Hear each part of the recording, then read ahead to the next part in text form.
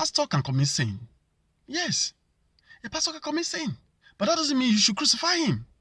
Yeah, that doesn't mean you should condemn him, because you don't have the right to condemn him. He commits sin like you. A pastor is a human being. A pastor is not God. It's not God. Even angels that were sent down from heaven in Genesis 6, go and read it very well. They came down and they started marrying the daughters of Adams. They started committing fornication, and the children they gave birth to them became giants. If angels can come and fall, what about human beings that became pastors? We should not expect too much from pastors, because they are not God. They have flesh. They are human beings. We are not perfect. We are trying to be perfect. Now let me take you to history so that you understand. Starting from the first man that God created, Prophet Adam. You have the anointing. The anointing is of the spirit. The flesh is different from the spirit. If you are born again, it's your spirit that is born again, not the flesh. Stop accusing men of God and condemning them. If a man of God fall into a sin, try to help him to stand up, not to condemn him and make him to remain on the ground. It is a sin against God. Matthew 7 verse 7. Judge not that you may not be judged. The same measure that the judge, you will be judged also. First remove the log in your eye before you can see clearly. To remove the wound in your brother's eye. You are judging your pastor and you have a log in your eye. You are saying your pastor have committed a sin, but you have a log in your eye. You have not removed yours. You are judging your pastor. It is a sin against God. Don't judge anybody. Don't condemn anybody. Show love. When a man of God sins, show love to that man of God. Raise him up. He's your man of God. He has sinned. Whether he has committed fornication, whether he has committed adultery, whatever he may have committed, it doesn't make him not to be a man of God. That's the truth of the matter. Because he may have the calling. I'm not talking about the men of God that don't have the calling. No. I'm not encouraging men of God to believe in his sin. But I'm talking about those ones who are called by God and fell, they can still rise up. The Bible says if a righteous man falls 7 times, he'll rise up again. You rise up. If any of your brother or sisters, Christian brother, Christian sister, pastors, they fall, show them love, raise them up, encourage them. Don't condemn them. Don't kill them. Don't bring them down.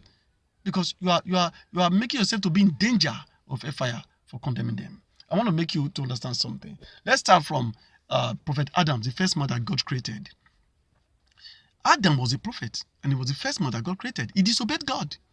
God said, look at all the trees here you can eat from, but this very one, don't eat. But temptation came. And he fell into the temptation. Because it is not by power to overcome temptation.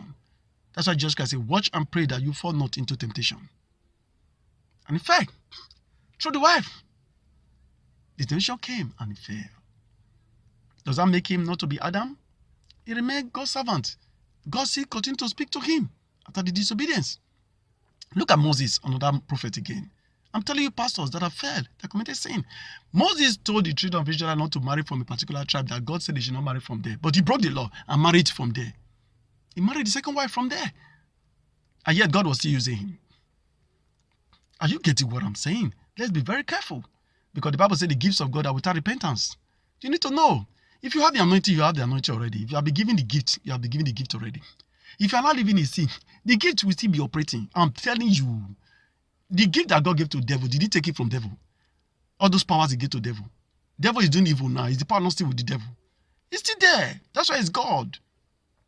Taking the power from the devil means that he is limiting himself as a God. He's the source of power. He can create any kind of power that he wants to create. That's the issue. So look at Samson. Samson was a very great, powerful man of God. But Samson fell into the sin of fornication. And Samson also fell into the sin of prostitution. Are you getting what I'm saying now? But does that make Samson not to be a man of God? But let's encourage ourselves. There's nobody that doesn't sin. Even me. We commit sin. People commit sin. We sin. We offend God. But you should not capitalize on people's sin and use it to begin to condemn them and name them as if you are innocent and free. Hey, that pastor have done this. Hey, look at what, did you know what that pastor did? What about you? What about those who are saying it? That pastor have done this evil or the other. Are you clean? Are you free? All of us are guilty. The Bible says, for all have sinned and fall short of the glory of God. What are you talking about? Let's give our life to God and devote ourselves to God and help one another. The first commandment says, love the Lord your God with all your heart. The second one says, love your neighbor as yourself. Love your pastor. Love people. Care for them. Help them. Let's make this society free. Stop condemning people. Stop condemning people. Nation, president, governor. Stop condemning. Don't condemn anybody. Are you getting what I'm saying? Look at Solomon. Solomon that married wives. Wives. had concubines, girlfriends everywhere. The Spirit of God was still with him, inspiring him till he died. And the Bible regarded him as the wisest man that have ever lived. But someone greater than Solomon is here. That is Jesus Jackson. You can reach me on 08034123124. God gave me wisdom. I know. And I'm proud of it. Yeah, someone greater than Solomon is here. Very soon you remember what I mean. Okay? I can teach you anything you want to know. And I can solve any problem with wisdom. I tell you the truth. And with the teachings I teach you, you can get anything that you need from God. If you doubt me, test me. Try it. Just ask me. And you get it. It has been happening for years. I've been in ministry for more than 35 years. Okay? I'm an old school prophet. It's just that I just decided to come out now. Okay? I'll be hidden. May God bless His word into our heart in Jesus' name. You can reach me on 08034123124 on WhatsApp. Amen. May God bless you. Look at David. David that was a man after God's own heart. Look at the sin he committed with Uriah's wife. He fell, but does that make him not to be a man of God? So be careful the way you throw stones. Be careful the way you throw stones on men of God or pastors, okay? On people, on believers that fall short of God's glory. Don't condemn. Jesus Christ said, condemn not that you may not be condemned. Judge not that you may not be judged. Be careful. People will fall into sin. You'll be happy. Hey, he has committed sin. Hey, he has forgiven that man of God. He has sinned. He's fake. He's fake. You want to kill. That's how you probably killing the prophet right from time. Even me, you want to kill me too, but you will not succeed. You understand what I'm saying? The Bible said that from Genesis, they have been murdering and killing the prophet, persecuting the prophet, oppressing the prophet. Why?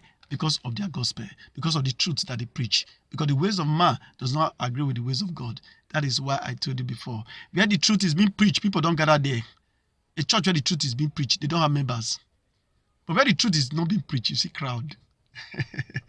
May God bless His word into our heart in the name of Jesus Christ. It is well with you and your family in Jesus' name. Amen. Look at Peter. Peter, another man of God again, he denied Jesus Christ. Is that not a sin? Sin of denying and sin of adultery or fornication, are they not the same? Is sin not sin? My dear brothers and sisters, when he denied Jesus Christ, did Jesus Christ condemn him? What was Jesus Christ's reaction to him? Watch and pray that you fall not into temptation. After he fell, Jesus Christ said, forgive him. Forgive them, for they know not what they do.